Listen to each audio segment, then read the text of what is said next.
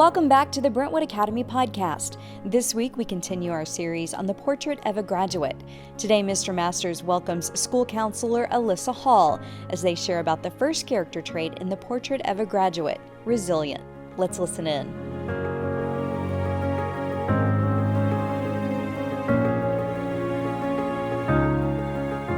Alyssa, we've talked about the mission statement for every possible audience, and you're a part of a team that's trying to live out that mission. Brentwood Academy is a co-ed, independent college preparatory school dedicated to nurturing and challenging each whole person, body, mind, and spirit, to the glory of God. In a previous discussion with Josh Davis, we talked about these 5 characteristics that we're calling the portrait of a graduate: resilient, critical thinker, thoughtful communicator, problem solver, and Christ follower.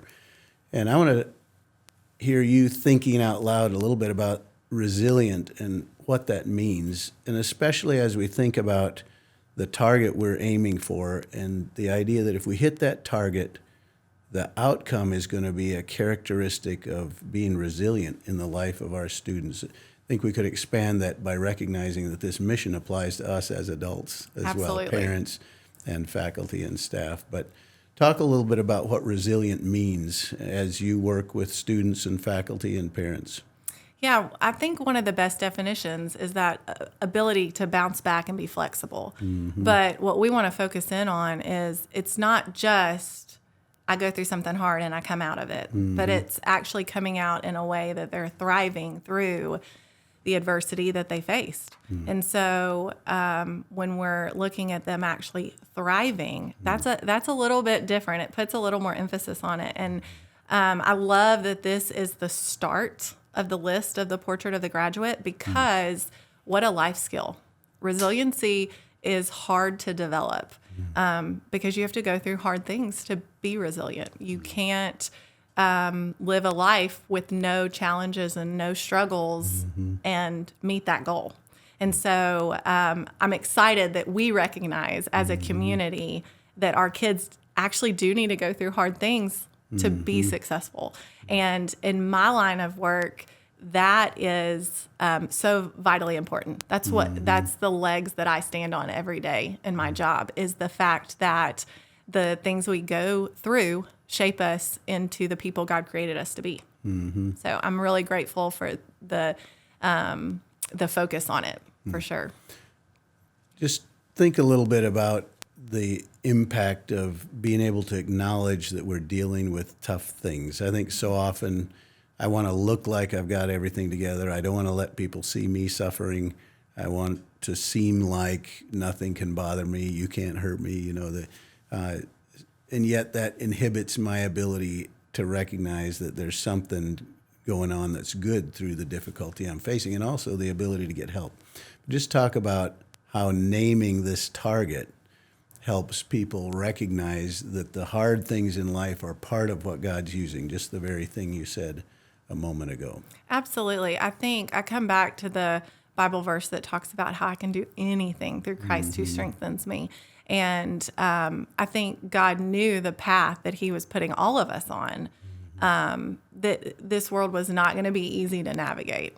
And so that should be our expectation as Christ followers, is that we know that this is not going to be easy, and that there are ways to seek help. God has given us amazing just cues with our body. We talk a lot about anxiety in my world, and that can be a positive thing that's actually steers us in a good direction sometimes. And so we just need to be aware that the struggles that we face are not always negative. There can be great growth in that, right? We want our students to grow. We want to grow. And growth happens the most through times where we're uncomfortable or things aren't going our way.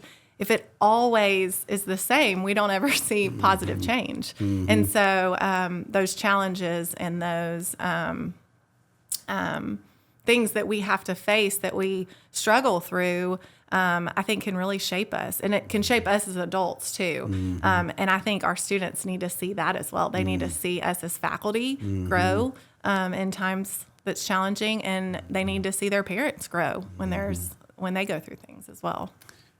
I think that recognition that challenges do come and it's part of life experience for all of us is an important part of helping kids manage when things aren't going like they'd wish.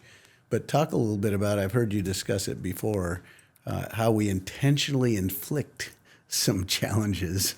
We talk about nurturing and challenging each whole person, two parts of one thing, but still the challenge piece often includes some suffering, not always metaphorically. Yeah. And so talk about the situations that our school environment imposes on students that may be perceived as some real challenges, some things that are really adversity.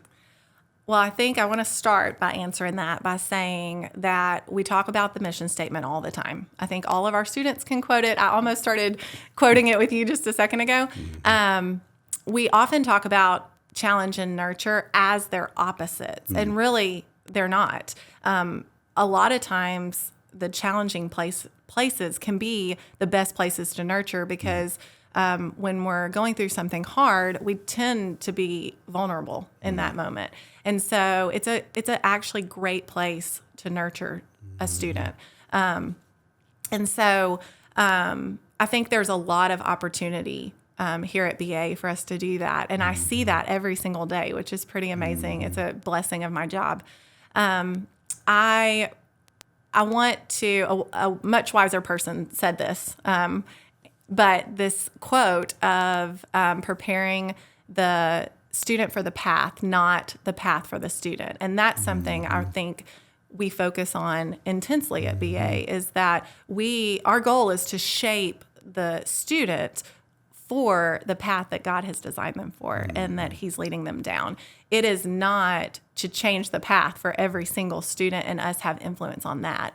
And our mission statement clearly talks about each whole person. And so if our focus is on the person, then we have more of that ability to focus on the resilient piece, right? Because we're focusing on shaping them and not the path. I think there's some really natural ways that schools set up students for being able to go through things that build resiliency at an age-appropriate level. Give me some examples. Yeah. So in middle schools all across the country, that's typically when cutting of sports happen, right? You try out for a team for the first time or for a play or musical, and you might make the team but not get the starting spot that you want, or you might make the musical but you're in the tech crew instead of in the lead, and or you might not make it at all. And so isn't that really harder on the parents though than the children? Oftentimes I said that it jokingly, is. but we don't want to see our kids suffer, and we do want to come in and rescue from that standpoint. When you said make the path for the child. Absolutely. As a mom, I feel this often. I feel the need to go in and keep my children, my babies, from being hurt. And I think as parents, I would encourage all parents, and I'm speaking to myself as well, is we have to change our mentality about challenges. We have to see them as a positive learning opportunity. And we have to be really careful with the narrative that we use when talking about those things. And so when they are cut for the first time, or they don't make something that their heart was in and they wanted to do, I think our mentality is often to get frustrated that they didn't do it and to match their emotion. And as a parent, that's easy to slip into. And I think we need to maybe change that mentality a little bit about being more of a soft place for the student to land and express their emotion, and then say something along the lines of, well, what else can we try that you think might be a better fit? Or, I often tell adults, teenagers really just want to be heard. They want us to listen. They don't want us to fix every problem. They want us to listen. And I find that a lot in my office is they get a lot of relief and a lot of security in just, I'll sit and I'll listen to them. And so, and I know that there are so many faculty members here that do a really good job of being a listening ear to our students, which I'm greatly appreciative of. It makes my job a lot easier because we all share in that. I think earlier when we were talking about critical thinking, when Josh and I were having a conversation about these 5 characteristics, one of the things that struck me as you were talking now is this idea we don't often know exactly what we think until we put it out there. When I say it, it lets me examine that and see if that needs adjustment. And doing that in a context of a conversation with an adult who cares lets you say how frustrated or upset you are, and then consider that and then put it back in context, maybe realign it, maybe offering some other ways, turning it to look at it from a different angle or something like that. I've quoted Stephen Glenn often, the gentleman who said, rather than solving the problem for the child or the student, to assume or to give them the certainty that you believe they can deal with this. Absolutely. By saying, given all that, how do you intend to respond to this? And just as you were speaking, I saw you offering those same kinds of conversations. You're going to hand it back to them.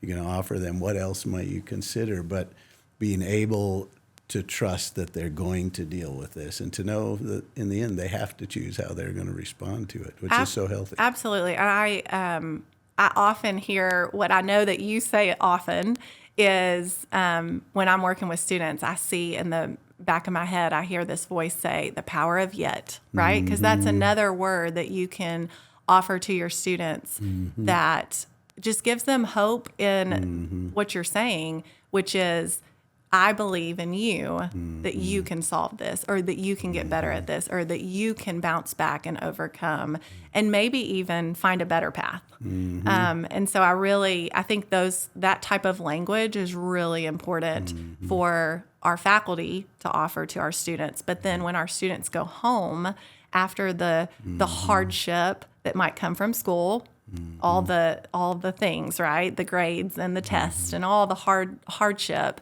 that they go home and they also hear those words at home, I think is really, really important. Because we all have the same goal. We all want them to succeed in life, which means we need them to hit these goals that we've set as the Portrait of the Graduate. Just one more thing. As you think about this outcome and the conversations we're having as faculty and parents about how to get the kinds of outcomes we want, how to become the kind of people that are equipped to deal with life, just talk about what is it that'll give a foundation to be resilient. Where can we stand? How can we equip our children to have a place to stand where they're not rocked by circumstances, not controlled by the adversity that they're facing in the moment? I think we really need to focus in on identity, where they get their identity from. I think that is the best place to start with that. I do think there's an educational piece to that where you normalize that life is not easy and you are going to be told no and you're not going to get everything that you want and there is going to be hardship. But I think what keeps their feet firmly planted is that their identity doesn't come in, I made this bad grade on this test, so now my self-worth is, I can't do anything, I'm not smart. And so if we can speak truth into who they are from who God created them to be, then I think that is the best foundation we could possibly lay for them.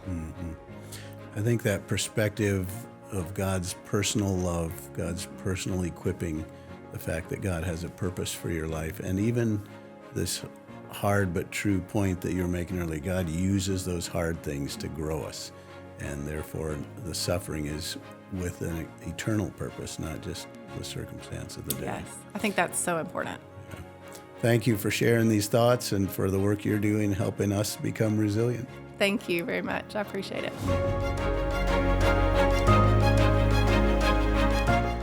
Thank you to Mr. Masters and Alyssa Hall. In the third episode of the series, Mr. Masters welcomes Middle School Director Jenny Cretin as they talk about the ways Brentwood Academy faculty members nurture a thoughtful communicator.